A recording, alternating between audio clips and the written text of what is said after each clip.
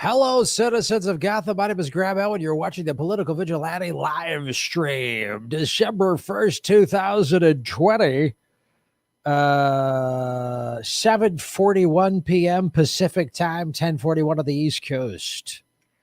Come on, 5:40 in Guam. Some other times in other parts of the world right now, folks. If you're watching in Moscow,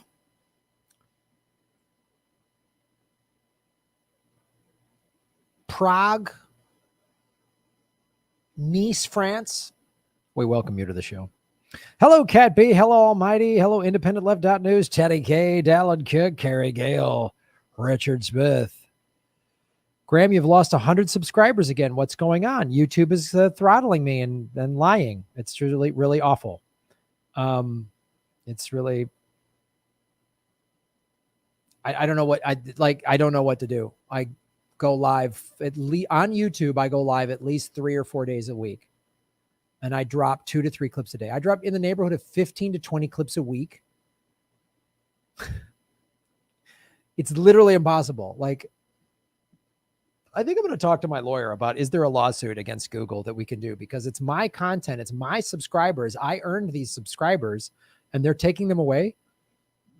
It drives me nuts. 1:42 p.m. in Australia. What's up, 1916? My sound is reverberating a lot. Really? Is that just you? Is everybody else hearing a reverb sound issue? I can't hear it, Kate says. All right.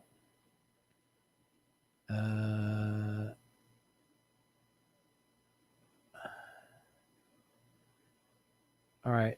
Nobody else is hearing sound problems. All right. Might just be on your end. If you've got me playing in 2 different places, like you have 2 screens open or whatever, that'll cause the reverb. I didn't hear you reverb. Hello back to me. Nicole, what's up? Sound is good here. No reverb. Sounds groovy. Okay. It must be on your end then, folks. Everyone in the chat is saying it, that it's on my end. If only one person is saying it, it is on your end. A. Mares, shave your knuckles for justice, A. Mares. I hope things are good there in the big Iowa. Breaking news. There's a CIA tie to Neera personally purchased toasters sent to your Airbnb. Watch your back. Oh, wow. Ron is texting me saying it does sound a little shitty. So this is interesting. I don't understand this. I was just using this microphone. It had no problems. But other people are saying it sounds good.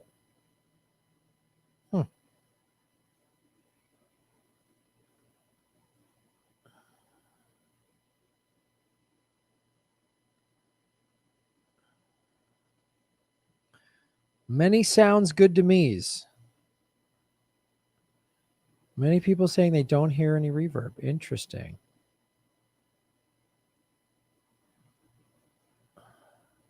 Oh, the staticky. All right, Ron said the staticky shitty went away. All right, shitty staticky went away, guys. No reverbs, shitty staticky. The Natural Progressive, Roar Media. Check out that show, Natural Progressive. Probably my last super chat for a while. Long story. Always do what I can. You sound great to me. Zoomed with Ron tonight. That was awesome. Right on. Well, that's good to hear. I hope you're well, Chris. I'm sorry to hear that things are tight, or whatever. And look, anyone out there, money's trouble is financially hard. I totally get it. So there's a lot of great free things you can do to support the show. First of all, hit the like button right now. Make sure you're subscribed, because they are unsubscribing people. So you could be unsubscribed to the channel. Maybe that's why you didn't get a notification. Hit the bell notification thing as well. Watch the ads on YouTube all the way through when you watch the clicks. When you click skip ad, I do not get paid. That's true of all content creators on YouTube. Sign up for rockfin.com/Graham Elwood. You can sign up for Rockfin for free and watch my videos on Rockfin as well.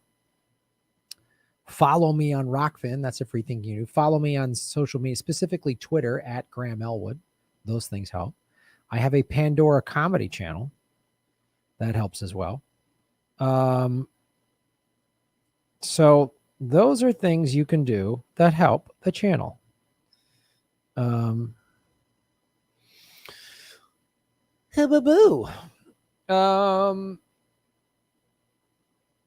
Yeah, double check you have the ring bell notification on. I just had to redo mine. So a lot of craziness. But check out Natural Progressive. In fact, it's excellent. Good on sound. Thank you. Sending hello from blank. We don't know. My stalker found me on Pandora once. Weirdest place to find me. How does somebody find on fucking Pandora? Sharing videos with your friends and family also helps a lot. Get the word out. That's a free thing you can do. And you just hit the share button on Facebook, on Twitter. Those things all help. Anything to get more viewers.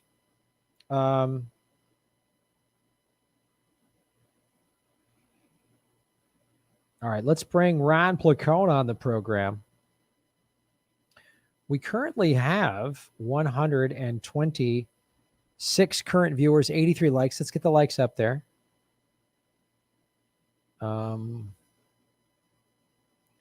Anthony, Shaving Knuckles for Justice. 9/11 was an inside job. Hello from Detroit. Is that like I yield my time? Or that guy that's like, Black Lives Matter, defund the police. I just want to let you know. I think that's great. Is that how you lead every conversation?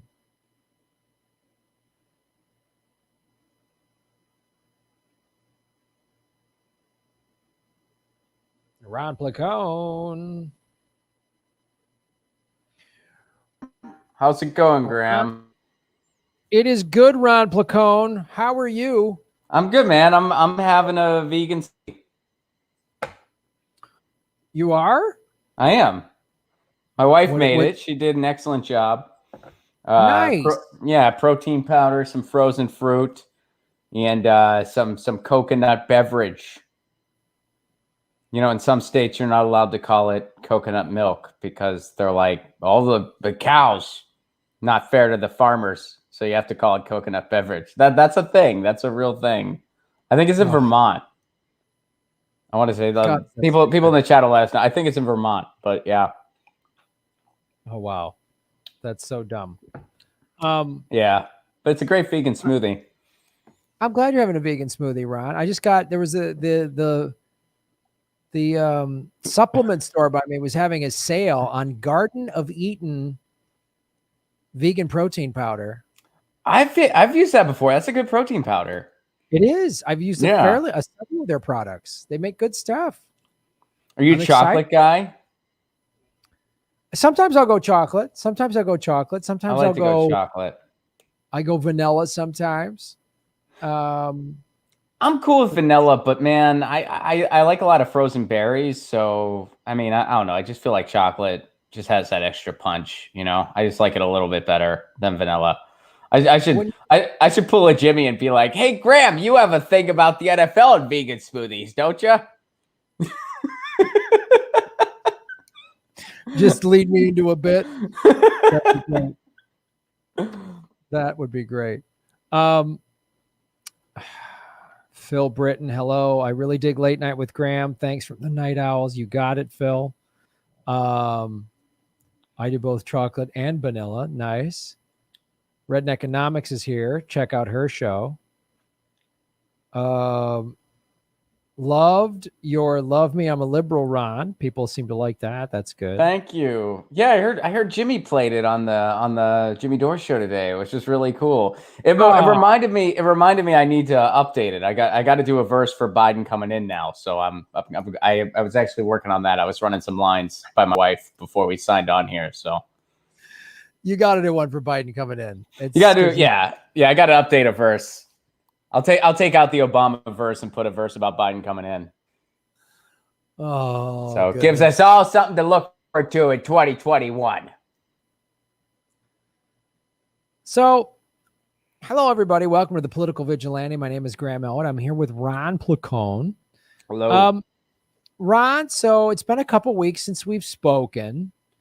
It seems like Trump is starting to realize he's not going to be president anymore and kind of concede a little bit, but not full on saying it. At least he's letting the transition team kind of, which is important. It's an important part of the transition of power. Like the incoming president needs to get access to all these federal things, all these offices, all these documents, all the security stuff, all this stuff. Right. So the first couple of weeks have been really just, no, it hasn't happened. So now it's been just about a month since the election. You know, Trump says stuff, but then he still claims he was cheated, and he keeps firing people that don't agree with him, even though very out of character. I know. He's never done that before. Never. It's never happened. He's just losing his shit. And then you're starting to have like, they've certified the counts in these states now, even with like, and Republicans in those states are like, well, we've certified it for Joe Biden. And he's like, you're awful. How do you see this? We have about 7 weeks till the inauguration, a little less than 7 weeks. How do you see this playing out? I see it being a theatrical show for a little while longer, and then it will just be, just another inauguration in Washington, D.C. I think it will be very underwhelming because it's Joe Biden. No one's really, I think a lot of people are very excited to see Trump go, but I don't think that excitement was for Joe Biden. I think it was for Trump leaving, which right. I understand. It's a weird headspace to be in. Like, yeah, I'm glad Trump is gone, but then you're like, oh, and Biden's coming in. Oh, that's where my happiness ends. I'm trying to be an optimist throughout the whole thing, Graham, and I have not given up hope that we'll just abolish the presidency, and then it's a win-win for everyone. You get to see Trump lose, but you don't have to see Biden win, and we've all won now. Like, we all get something out of this. That would be amazing if they're just like, you know what? We're abolishing the presidency. It's over. We've thought about this. This is causing just more trouble than it's worth, really. We're done with this. We're done with this. And then let's not stop there. Let's just get rid of Congress. Let's get rid of the Senate. Let's just have a people's legislature.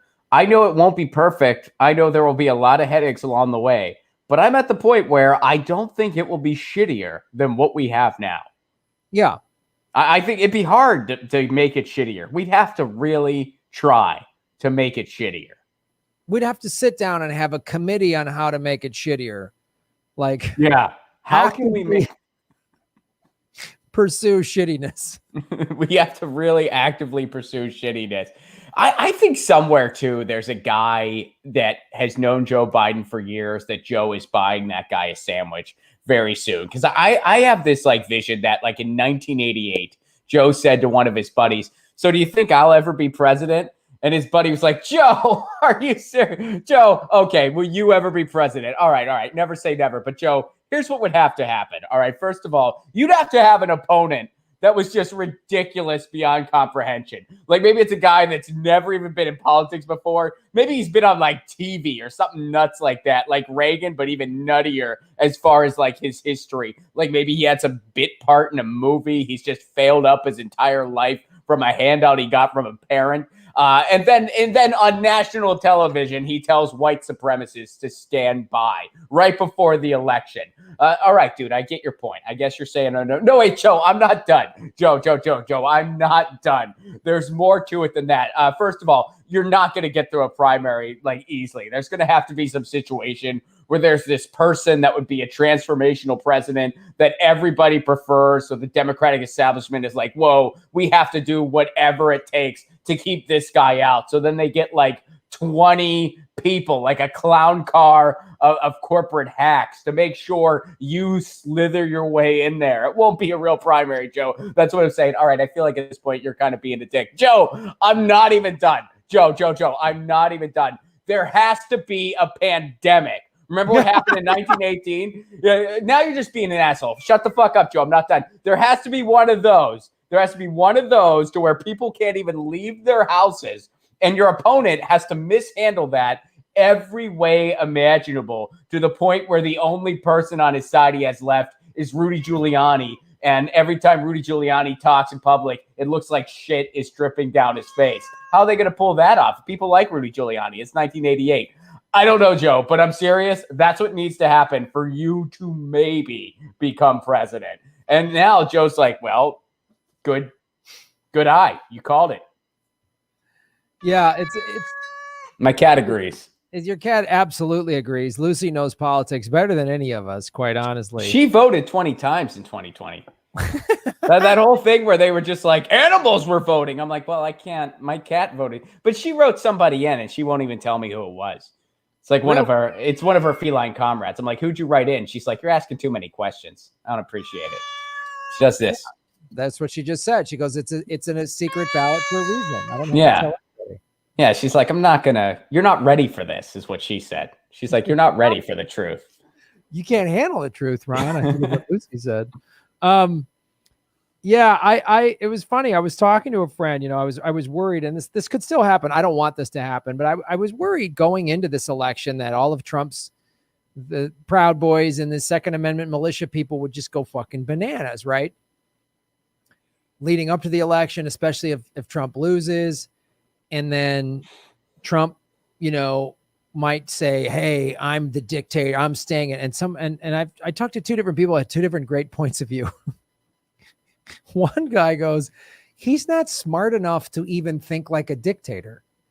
You know what I mean? He's not even smart enough to go, I ain't leaving.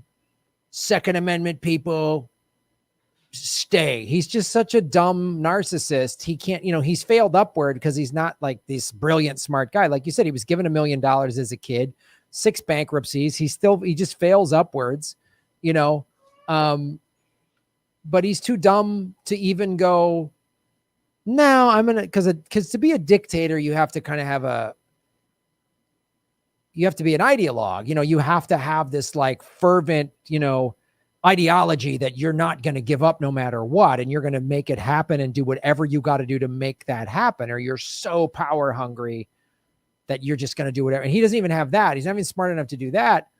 And then a friend of mine who's Native American goes, yeah, these white nationalist guys, they're pussies. I'm not scared of them at all.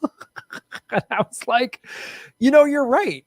Like, these Proud Boys, and another buddy, my buddy said the same thing. He goes, these Proud Boys, like they're all talk. If you think about it, America is a pretty soft country. Like we haven't had to deal with any real things. Like we haven't had a civil war. We haven't had war on our soil since the 1860s. We had 9/11, which was awful, but it was, just one day, one event. It was bad. We had the Boston Marathon thing, which was awful, but it wasn't like bombings every day. There wasn't like we've never had an invading army. I mean, not since the 1800s, since the War of 1812. I mean, literally, we have no idea what real, chaos is like. And, we haven't even, the Depression and the Spanish flu, like no one's still alive from those. I mean, barely anybody's alive from the Depression. Spanish flu, nobody's alive from that. Wait, isn't there that one dude? Isn't there the one dude that like he was alive? He doesn't remember it. He was like an infant. Right. But they found that like one dude because like it was a big deal. They put him on the news. It's like, you've been through both of these. Both of those things. And he's like, yeah, I barely remember. I was a kid. He's like, what a shitty. He's like, I don't remember the first one, but I'm glad I don't because this one sucks. What a shitty stat to have. Like he should call up the guy who got struck by lightning twice and be like, hey, can we chat? I just want to feel better about myself. You remember both. You remember both of your shitty things. But it's funny because I was like, a good point. I do worry about all the guns and these militias and these Second Amendment, but I think push comes to shove, they're all fake tough guys. They're not going to like go out in the street because they're going to have to. I mean, the cops, have been protecting white nationalists pretty clearly. We've seen that time and we've seen it on social media. We've seen shows like Backyard Politics. She's talked about it. We've seen that all over the place. But for them to really go, we're doing this, they would have to get into a gun battle with the police and the military, which they're not going to do. And honestly, like if they started doing that, then the Antifa type folks or anybody would just go, fuck that. And they'd come down on them so hard, they'd get their asses kicked. Like, I think they're all talk. I've met these guys, they're talk. And this person's like, well, I hope you're not offended, Graham. I'm like, I have nothing in common with these type of white guys. Nothing. I have nothing in common with them. I don't identify with them at all. These like Second Amendment, MAGA, Proud Boy types. I have nothing in common with them. Like nothing. I don't like guns. I don't drink beer. I don't like NASCAR. I don't, you know, I have one of those things going for me. I do drink beer. Right. I know okay. You know. But like, yeah, you have leave beer out of this. Like, I don't think America's amazing. I don't have an American flag draped anything. I don't have a pickup. I'm no offense to any of these things on their own, but like all together, I have nothing in common with any of these folks at all. And so, and I've met a lot of them, like even the guys that served in the military, and hats off to anybody that served in the military. But like when I was overseas, I met the people who were in the infantry combat, and they had a different way about them. And they never brag about it. And then there was a small percentage of guys would talk tough, man. I was in Iraq. I was in the shit. And anyone that talks that way was not. And they were like, what was their nickname was like, they were wire huggers. They just hung out in these nice, comfortable bases where there's a Subway and a Burger King. And yeah, they were away from their families and they had to go through boot camp. I'll give them that. But they're not the like salty, tough guys that they think they want to be that. And I think some of these guys, you know, they're all like talking tough, you know, like, and I'm not saying they're not, some of them aren't dangerous. Those people that wanted to kidnap and like execute on TV, the governor of Michigan, that's pretty scary. But if they really wanted to start some shit and they're going to have to go toe to toe with the FBI and everybody, I think Trump's going to just finally concede and they're going to go, oh, all right. Well, here's the thing, you know, like putting it on Trump too. Here's what he does know and what he's always known. He knows how to dictate a news cycle. He knows PR. I mean, that's something he knows. You can't take that from the guy. That's just a fact. He knows how to do that. And I still think at the end of the day, he kind of wanted to start his network. And there's already been grumblings that that's what he plans to do. Well, gee, what better promotion for a network than having a martyr story or having a quote underdog story? So he's going to play this thing up that he was cheated and this and that. And then he's going to kind of use that to launch his network. Be like, well, this is the America they don't want you to have. We made it great for 4 years. We could have made it great forever, but they wouldn't let us. We can make it great here for $5 a month or more if you want a bobblehead. Like that's what's going to happen, dude. He's going to take this $140 million he's raised in this fight the election super PAC, where literally in the like contract of the super PAC, he can keep this money and use it however he wants. So he's going to just go. Right. Didn't that one guy try to sue him already? Oh, it's so great. Some guy gave him $2.5 million and he's like, I want my money back. Like, you are now realizing this guy is a grifter? I thought this was a foolproof plan. I thought, how could this possibly backfire? We all know that the best way, when you start with the conclusion and work backwards, that's the best way to go. Look at how great Russiagate turned out. I'm on board. Here's $2.5 million. I'm a fucking idiot. $2.5 million for this. You got to be out of your mind. No kidding. Like, even if you got that laying around, like that's really for this. That's like, I mean, I think you're better off at least just putting it on a crap game in Vegas, like something. Yeah, that'd be way better. At least you get free drinks in Vegas if you bet that. They'll give you a couple nights in the suite, like for losing $2.5 million shooting dice. Like giving it to Trump is amazing. But anyway, I spent $2.5 million on this. Rudy Giuliani didn't even pull his dick out like that Borat movie. This is bullshit. I want a refund. Can't believe this didn't work out. Like, spend the $2.5 million on revamping Four Seasons lawn care. You know what I mean? Like, put some money where it counts, where you can really make some change. Anyway, like I'm glad there isn't just mass hysteria in the streets. I know there's been some incidents, whatever. I don't want to be like, oh, America is collapsing. I told you so. I don't want to be right about that. I worry that when the economic thing happens, and hopefully people will then wake up to how the ruling class is the one screwing them over, not this party or that party. It's both parties. You know, it's not Antifa or Black Lives Matter or whatever. It's the ruling class is doing this. I hope people wake up to that. Oh, I think a lot of people are going to, now that the orange boogeyman is gone. And, you know, I'm not saying Trump wasn't terrible. Of course he was. But, you know, I mean, there was still that whole like, oh, everything was fine until January of 2017. Right. We all know that's not the case. And now that the orange boogeyman is gone, I think a lot of people are really going to have to take a deep look at the system. Yeah, you're right. I think people are really coming to terms with like how bad capitalism is and what creates an environment to where Trump can happen, what creates an environment to where there's literally people, you know, waiting in line for, we just had Thanksgiving week and the food banks were busier than they've ever been. And, you know, one interview with one food bank guy said, we've been holiday level busy. So the food banks are always busier during the holidays, right? And this guy said, we've been holiday level busy since March because of the pandemic. And then the holidays went up even higher.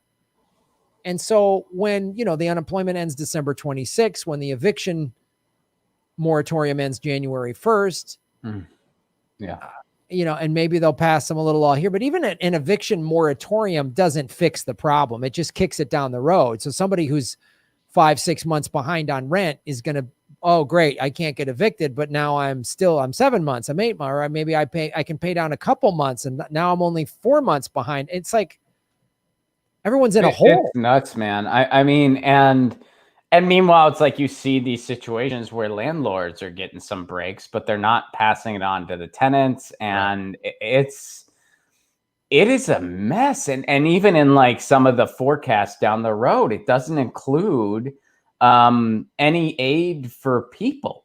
Right. And I feel bad calling it aid because it really isn't. It's just upholding an agreement. Right. You know, I mean, it's not like I'm so tired of the way, I mean, even just, you know, I was writing some stuff for Jimmy today and I'm watching these clips of Neera Tanden talking about like entitlements. And I'm like, you know what? I'm sick of that. I am sick of the word entitlement because Social Security in Medicare, that's not an entitlement. You fucking paid for it. Right. That's upholding an agreement. If you don't get that, they just stole from you. It's like when you go to the store and buy a carton of milk, when they hand you the milk, oh, thanks. Thank you for this entitlement. No, you fucking bought it. Yes. I mean, it's like, honestly, we got to break down these bullshit brainwashing barriers because that's all they are. A government that does not take care of its people when a once-in-a-century pandemic happens, that's not just a neglectful government. That's a government that's stealing from you. They stole from you. Right. Well, we'll see what happens in the next 6 weeks here. I think Trump is going to concede and say, and then he's going to start his channel. I told you so. Biden's going to get into office. Everyone's going to go, yay. And then we'll get some stimulus here, maybe a little COVID relief there. And then we're just going to I just see America just kind of limping along, you know, and there's going to be a big economic collapse that they're going to have to throw a bunch of money at. The United States has printed more money since March than it has ever total combined. So, well, in some ways, you just described the past 40 years, though, when we think about it. America's going to keep limping along, and then it's going to get really shitty, and they'll throw money at it, and then the cycle will continue. Yeah. It's like, oh, well, that's been both of our lifetimes. Yeah. Biden promised nothing will fundamentally change, so it won't.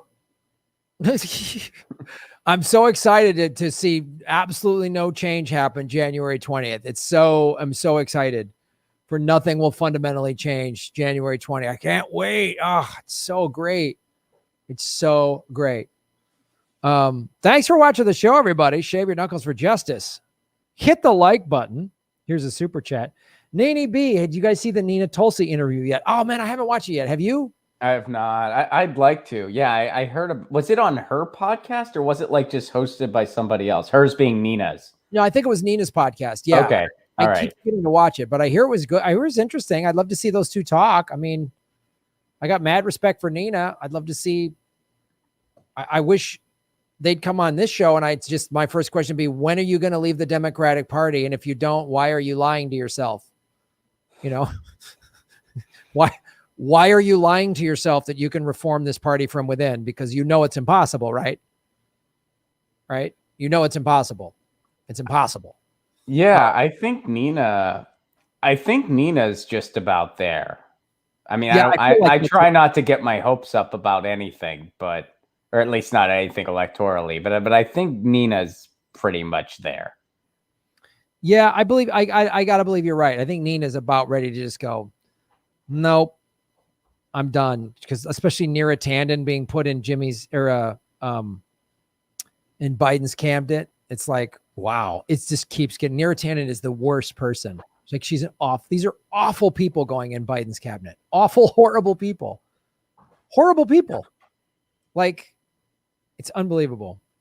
Hey, Mayor, shave your knuckles for justice.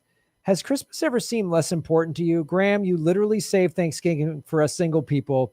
Plans for an Xmas special? I got to tell you, Ron, so I cooked.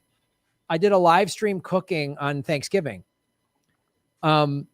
And I'm not that great of a cook, so it wasn't like anyone was learning anything. It was mainly just people in the chat going, Graham, you should add basil and this and that. I was like, it just seems like a hassle. So it's just like, what is this seasoning you speak of over this? I'm cooking for myself. Like, why would I go through all this trouble? Like, all right. But it was so fun. And then like Granny Petro came in and made fun of my food cooking, and Shimshay blessed the meal, and Darianne came and she was going through a breakup, so it was kind of a hard time for her. But so it was so fun, Rob. That's awesome. I just brought the camera and my ring light and put it in and pointed it in my kitchen. And it was so fun. So unless I have plans, Mayors, on Christmas, I'll probably just do that. There you go. You know? So I will do that for you. Let's read a couple more. Folks, great way to support the show is do what Mayors and Nene B and everybody is doing. Hit the dollar icon in YouTube and you can support the show. Also, if you don't like supporting or having problems supporting it on YouTube, we have 315 people watching, 181 likes. Let's get those likes over 200. You can go to my Venmo at Graham-Elwood, and I will answer your question through Venmo. Like Truth to Tweet put in there, tonight's live stream song, please, because I'm freezing. It would warm my heart. Granny Petrol sings The Heat Is On, which would make her very happy with all that energy being used. I only wish you had a fake fireplace to sing in front of. Aha! I will do that. I'll sing Granny Petrol will sing The Heat Is On. You got that, Truth to Tweet. Done deal. So let's go back to a couple super chats. Then I got a segment, Ron. It's going to be, I got a whole segment built. Party. It's exciting.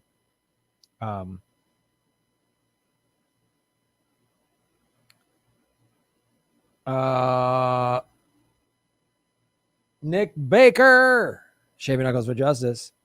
Watch other terrible world leaders like Trudeau scurry around now that the orange boogeyman shadow can't cover him anymore. Oh yeah, I know. What's everyone going to do? Here's what they're going to do. So anything they screw up, they're just going to be like, we're cleaning up Trump's mess. Like, what? Really? Like, not that he was a good president, not that he didn't do a bunch of dumb crap, but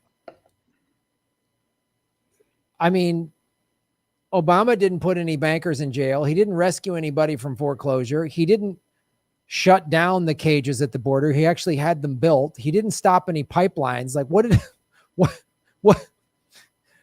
I mean, he gave you hope. Yeah, it's right. He gave you hope. I feel like in many ways we've just had Reagan, Reagan. George W. Bush, which was worse than Reagan, and then Reagan. And we're about to have more Reagan. Right. I feel like it's all just been one big Reagan term, except for GW, which was even worse. And that's the history of the presidents my entire freaking lifetime. Yeah, just versions of Reagan. Yeah, it's just like Reagan or Reagan with a new American century, Right. which is like a kick in the face with like setting you on fire. Or just Reagan light, Reagan with a hint of lime. Reagan, Yeah. Just Reagan with nicer speeches. Reagan with like cooler sounding speeches. Reagan with a rainbow flag. Reagan with a rainbow flag. Right. And now we're gonna get Reagan with a cop. That's what we're getting coming up. It's just Reagan with a cop. That's it. Could I have Reagan with a cop, please? That's what a bunch of people did. That's what a bunch of people did. Hello, Dwight from Metamora, Indiana. What's up? Reagan Cool Ranch. Chat. That's awesome.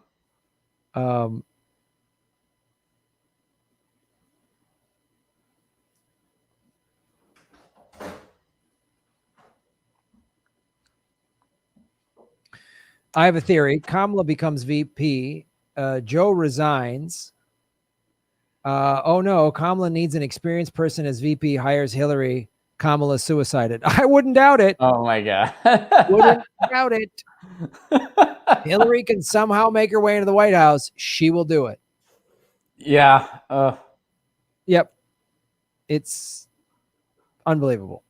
I wouldn't doubt that at all. All right. I wonder how our podcast is going. Kate, thank you for the shout out.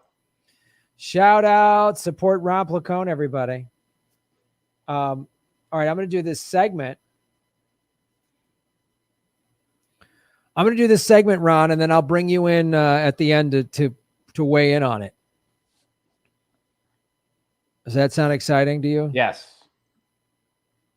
All right. Since we were talking about all the different Reagans we've had.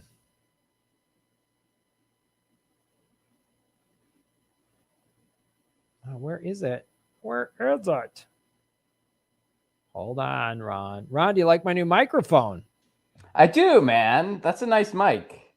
It's pretty sweet, dude. I'm hoping to get a new setup in the not too crazy distant future myself. This microphone, I ordered it in July. I'm not joking. Yeah, no, I know. So a buddy of mine is a sound guy, and he's got some stuff that he's willing to kind of unload for me. So I'm thinking like I'll just buy some stuff off him, because otherwise, yeah. I mean, like when my other mic went to like just kind of crapped out and I needed something to replace it like immediately, I pretty much just had to buy the other mic because everything else was like so back ordered. And I'm like, well, I can't wait. I need something now. Like I do a live stream tomorrow. Yeah, it's gnarly. Oh, dang, where did that go? Oh, hold on.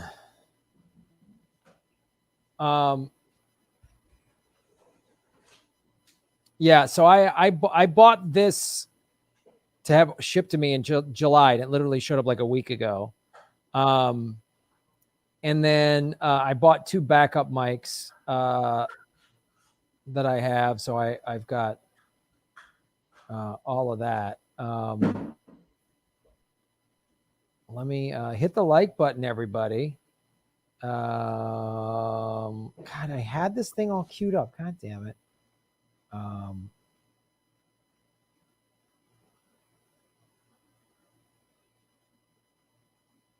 Ron, tell everybody about your show while I search for this. Well, yeah, you all can follow me Twitter at Ron Placone. And of course, my show is youtube.com/Ron Placone. It's Get Your News On with Ron. I typically stream every Monday through Wednesday at 2 p.m. Eastern, 11 a.m. Pacific. Tomorrow on the show, I have Danny Hapyong. He writes for the Black Agenda Report, recently started a new show with Margaret Kimberly. And I read his book, I read his book over a year and a half ago, which is great planning on my part. I'm going to read someone's book. A year and a half is going to go by, and I'm going to have him on my show. So I'm going to review his book. But that interview happens tomorrow at 2:30 p.m. Eastern, 11:30 a.m. Pacific. We're starting a half hour later because he has a meeting earlier. So we're going to start a half hour later than usual. And if you want your own theme song, patreon.com/Ron Placone. For a Give What You Can level, you get all kinds of cool content, and you can get your own theme song. Makes a great holiday gift. And I'm really close to reaching another goal. So I know it's a rough time, but if you have a little bit to spare that you won't miss, please consider it. Patreon.com/Ron Placone. And of course, for all other things Ron Placone oriented, like the Lucy and Ron comic and everything else, ronplacone.com. Someday there will be tour dates up there. Someday. Oh, Yeah, dare to Ron dream. sent me an email today. We had this conversation last week about a potential tour routing. And Ron Routing's sent important. this email about this really good routing. Ron, you looked at a map, and man, did it get me excited. Yeah, I mean, it makes sense. So hopefully we're going to be able, I mean, everything's conditional right now, which is very frustrating and very sad. But, you know, if we get to do what we're hoping we get to do, we're going to be hitting more cities than we originally planned. Ever. Right. Ever. All the cities that we were coming to, of course, we're going to make it up. We're going to be there. And we're going to hit some cities we weren't sure we were going to be able to hit again that we're going to now because we're routing it in a way where we're going to be able to come back to some places where we had fun the first time. We're going to be hitting some new places. Kansas City, what the hell's going on? We haven't hit you yet, but I think we're coming. Yeah, it'll be, you know, fingers crossed the world slowly gets back and we'll be able to make that happen in the fall of 2021. So exciting. All right, here, I'm ready to do this segment. Do your thing, man. 326 likes, everybody. Hit the like button. We're at 218 likes. Let's get that up to 300. Come on. I know you can do it. I know you can. So we got that queued up. And we got this queued up. All right.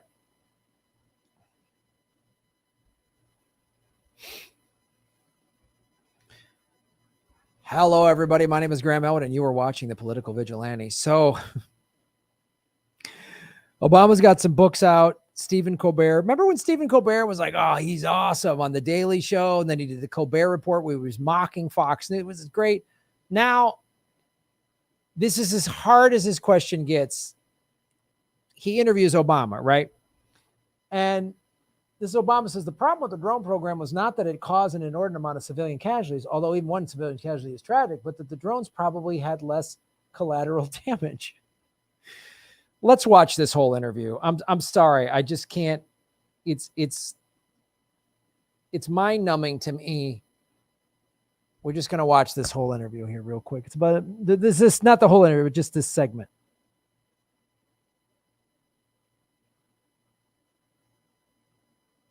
Program and the thing that your Senator Barack Obama did not understand as well as President Barack Obama, because that is something you got a lot of criticism over. And the drone program, which I deal with more in the second volume, because what I actually discovered was that the concerns were both legitimate, but not always understood. The problem with the drone program was not that it caused an inordinate amount of civilian casualties, although even one civilian casualty is tragic. But it actually, the drones probably had less collateral damage, which is the antiseptic way of saying it killed people who were innocent and not just targets. Probably had fewer, less collateral damage than if you send in troops, for example, and you're in a firefight. Or you're dropping ordnance using conventional pilots. Mm-hmm. The problem is that it starts giving you the illusion that it is not war. The distance makes sterile. Yes, and what I discovered, and I write about this in the second volume, the machinery of it started becoming too easy, and I had to actually. Then why didn't you stop? Impose internally a substantial set of reforms in the process to step back and remind everyone involved, this isn't target practice. There are each time we make this decision, we are engaged in the most profound act that any government can take, which is, using lethal force against people, and that there have to be better checks and balances in doing it. Okay, so better checks and balances. Okay, so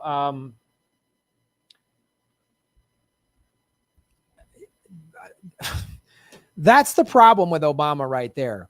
People are Obama, apologize. Are going to say, see, he's owning it.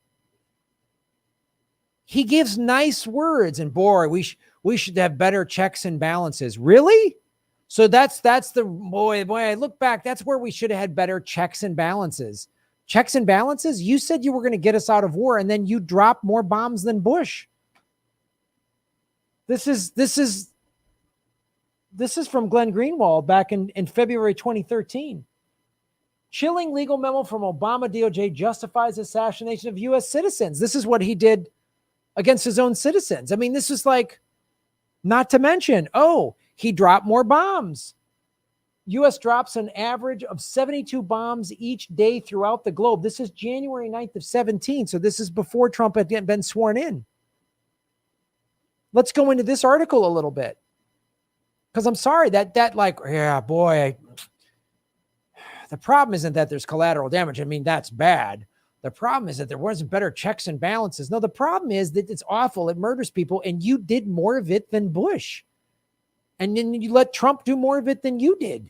That's the problem. Like you lied about your campaign promises. I voted for you because you said you were going to get us out of Iraq and Afghanistan, two ridiculous wars that we shouldn't have been in, especially Iraq. We shouldn't have been in that war because Bush lied about weapons of mass destruction. You sold us on that. And then you just drone strike. And then it's just unbelievable. Boy, it's like my kids keep going around murdering everybody in the neighborhood. And my wife and I need to have better checks and balances. What? Stop murdering people. I don't know. Is that a hard concept? And that's the thing.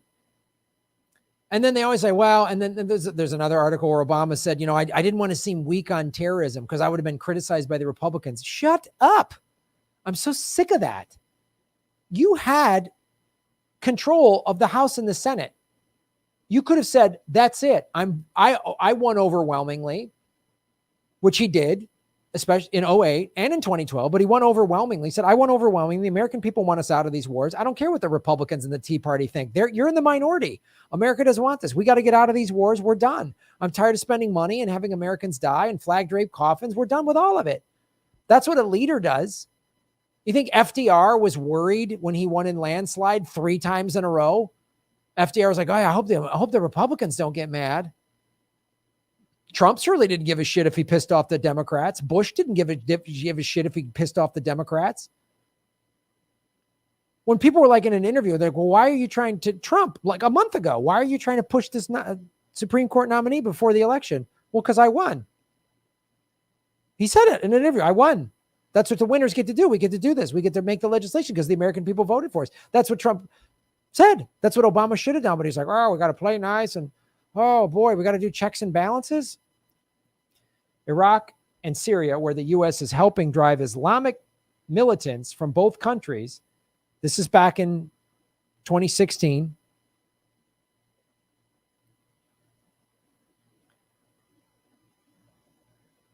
$24,287 bombs were said to be dropped compared to 22,000 in 2015. Obama says his toughest decision as president was to send 30,000 additional troops to Afghanistan in 2009. He gets into office. He was widely elected on get us out of these wars. Everyone's like 8 years of George W. Bush. We're out of this. We're done. Yeah, we realized, okay, 9/11 happened. We had to have a response. Okay, fine. But now Bush just keeps this going. We're done with him and Cheney. We're done with this stuff.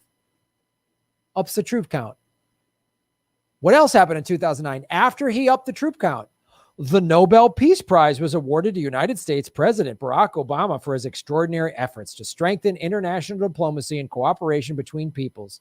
The Norwegian Nobel Committee announced the award on October 9th, 2009, citing Obama's promotion of nuclear nonproliferation and new climate in international relations fostered by Obama, especially reaching out to the Muslim world. He reached out to the Muslim world by bombing it, by setting it on fire. You ever talk to anybody or just read any independent journalists from the Middle East?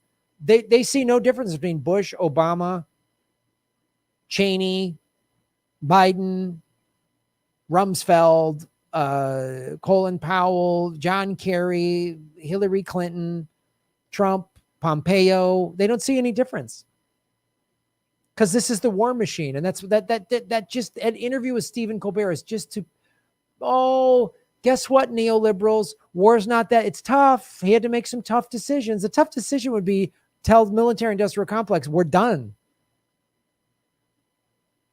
And then this is going to put the liberals to sleep because of Biden. He won't be crazy. And when Trump tried to pull troops out, he got attacked from the right by liberals and by Democrats. He just said he's bringing the troop count down, not pulling them out completely because it's a stunt. Trump isn't really pulling. He's just lowering the troop counts in Iraq and Afghanistan, right? He made that announcement like a week or so ago. He got criticized by Democrats and Mitch McConnell. Because one thing is for certain, the military, this is donations, red is Trump, blue is Biden. The Department of Defense gave more money to Biden. The Army more money to Trump. See how it doesn't matter? It doesn't matter. Look how much money they give. Look how much money they give. So I want to ask our friend Ron Placone, who's here. Ron, how do you watch this interview and then like it's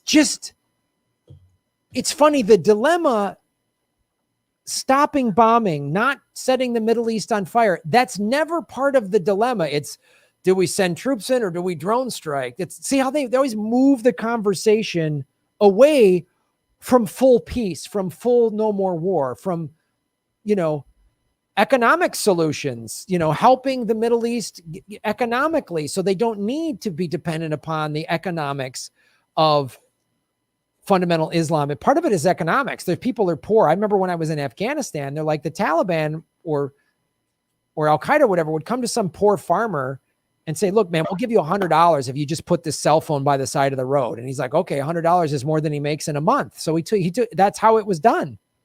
Like, so what do you say to this, Ron, when you see this ridiculous, like, whitewashing of the Obama years again? Well, first of all, a thing that Obama does that he's always done is he'll speak slowly to make it seem like he's saying something very insightful, like he's thinking very deep. In reality, he's just talking and torturing some folks. He's always done that. It's so fucking annoying. He'll just be like, he didn't say anything in that thing. He just talked slow to make it seem like he was saying something deep. All he really said was just like, yeah, really what he was saying, the fact that, I had to rein it in because it's not target practice. Do you have any idea how psychotic that really is? Like, where he's basically openly admitting to a guy who's supposed to be the last bastion of free speech. The court jester is the only person allowed to tell the truth as long as they're fucking funny.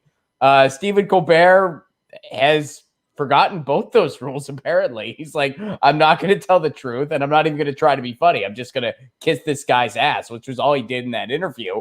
And,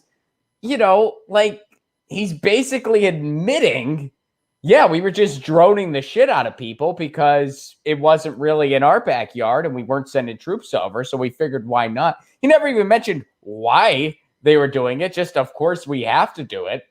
And then he talks all slow and he wrote about it in the second volume. Don't forget to buy his book, I mean, and that 90 some, well, it was over 90, but like a slightly more than 90-second segment, like 5 different times he reminded us that's in volume 2 of my memoir, of this most recent one. I've written a couple. I've written a few. Like what else do you have to say? How do you write more than one memoir about yourself? Do you think your life is that interesting? Newsflash, Hillary Clinton. Newsflash, Barack Obama. It's not. Your life is not that fucking interesting. And it's so funny you bring up the slow pause thing, because it sounds like he really weighed these tough decisions. But in nowhere in there was like, this is horrific. We shouldn't do this. And he's like, come on, guys, it desensitizes us to war. Yeah. The whole country's desensitized. This dumb interviewer is desensitized. Your vote any blue will do following is desensitized. I mean, you talk to the average, like, Democrat, liberal, vote any blue will do. And you say, Obama dropped more bombs than Bush. And they go, yeah, he wasn't perfect. Wasn't perfect.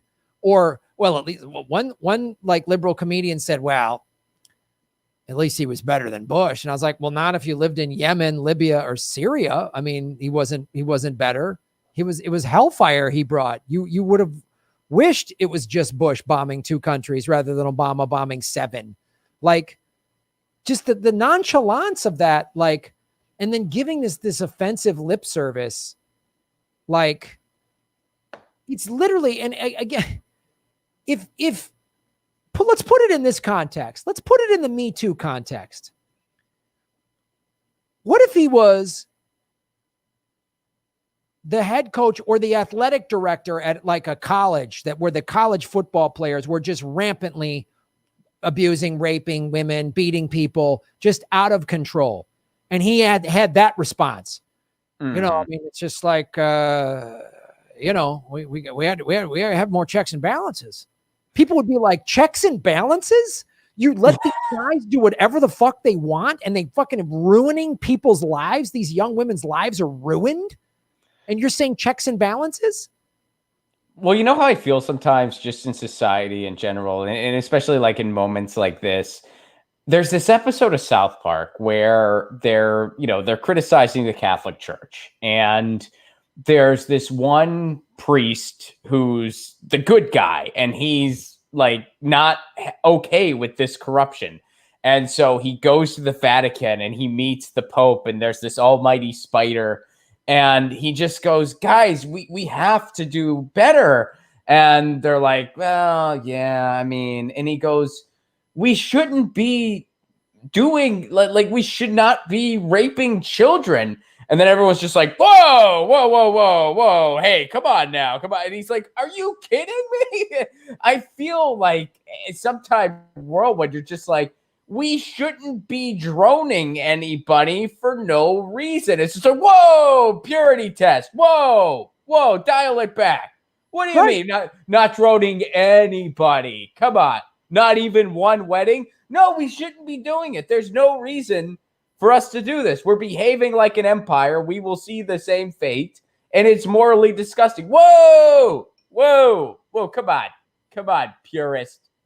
What about freedoms? And it's just like, it's such a, like somebody in the chat just wrote, when I made the analogy to him being like an athletic director with a bunch of a whole football team just assaulting, he goes, well, we assaulted some folks, and look, hey, one young girl getting assaulted, that's bad. But what's even worse is the alumni just not getting that angry. Like, what are you talking about? It's like 90% of his casualties were unintended targets. 90% of them were civilians. And he's like, boy, need some checks and balances. Like, it's offensive. It is offensive, the cavalier attitude that he and all American presidents and the media and most Americans have. Most Americans are just like, well, what are you going to do? It's like this, you're ruining lives. And if you're just he wrote about that in volume 2. Oh, okay. Well, we'll volume 2 he covers. Oh, okay. Volume 2. Boy, you got to buy it. He's such a solid guy. He's such a good guy. He did a second volume for you to buy because he can't. So he's going to make you buy 2 books where he that's where the contrition volume is volume 2. The contrition volume. Okay. And he wrote that where it is $1 Million Home in Martha's Vineyard, or where was this written? Okay, great. It's like it's so and it's the problem with America, with the American empire, is the American people are numb to this fact. Like Yeah. the American people don't want to face the war stuff. The American people don't. That's just why the George Floyd thing was so powerful and it came at such a unique moment, because obviously, unfortunately, we've seen plenty of police murdering unarmed black men in America, but it came during the pandemic. Everyone's home. Everyone had to watch it. Everyone was like, no. And it's like, there's a reason why drone strike footage of weddings or 85,000 dead children in Yemen, there's a reason why those videos don't go viral. There's a reason, because they're not on the mainstream news. CNN doesn't pick them up, because if we really showed what we did, and they look, the war machine learned this in Vietnam. In Vietnam, Right. The Vietnam War was on the news. You came home and you were watching this 8 o'clock news. Everyone was sitting there eating dinner, watching this horrible shit happen. Napalm, kids dying, villagers, like people who didn't deserve this at all, not to mention American GIs get like, what? Everyone was like, what are we doing? What are we doing? But we don't see that here. Collateral Damage video comes out. Oh, and what do? We put Julian Assange and Chelsea Manning in jail. Like, what? And Obama did that shit. He put Edward Snowden, it all, Collateral Damage, all that. Chelsea Manning, Edward Snowden, Julian Assange, that was all under Obama's watch. So it's like, I'm just so tired of this, like, I can't wait to bring back this civility. Oh, where a guy can go, take the long pause and make you not visualize all the fucking hellfire that I ordered. Like, if we didn't see kids in cages when he was putting them there. Right. We saw them under Trump, which I'm glad they were finally reporting it so that people would see how awful it is. But then dummy liberals just don't want to hear that it happened under Obama. Yeah, Like, I mean, he deported more people too. I mean, I think that if we had a media that did its job, you would just see what we're doing around the world all the time. Like they did in Vietnam, and there would just be like a chyron at the bottom that just said, "Is this who we are?" Right? And that'd be it. Is this what we think of ourselves? Yeah. It's really.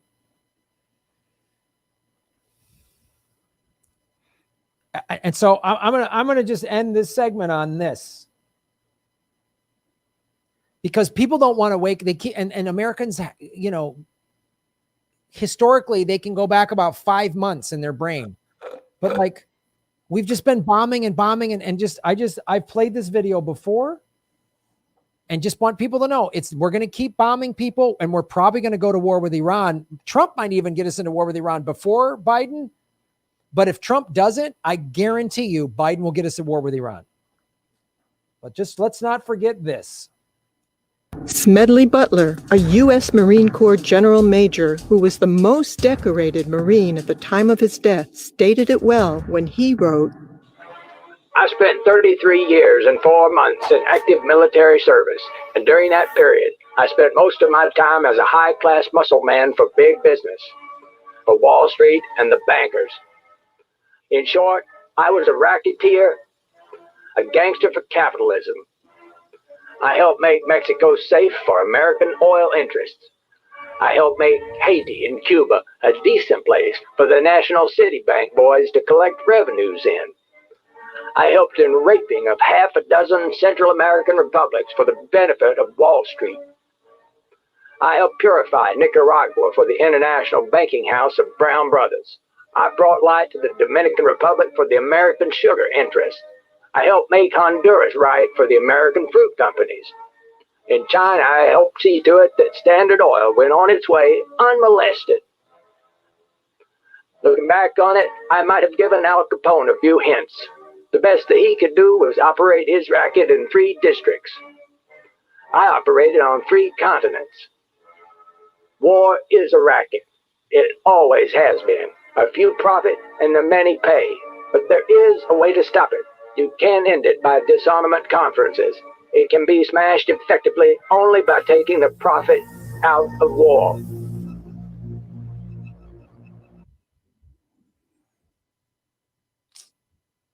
Like, share, subscribe, everybody. Support what we're doing here. Shave your knuckles for justice, because the corporate media is not going to talk about this, because they get Raytheon and Boeing and those people buy ad time on the big networks. Smedley Butler talked about this. Was 1933. He talked about this. It's 2020, and we've learned nothing. We're actually going in a worse direction. We spend more money on war than we've ever spent. We spend more money than the next 10 countries combined. Used to be 7, then it was 8, now it's 10.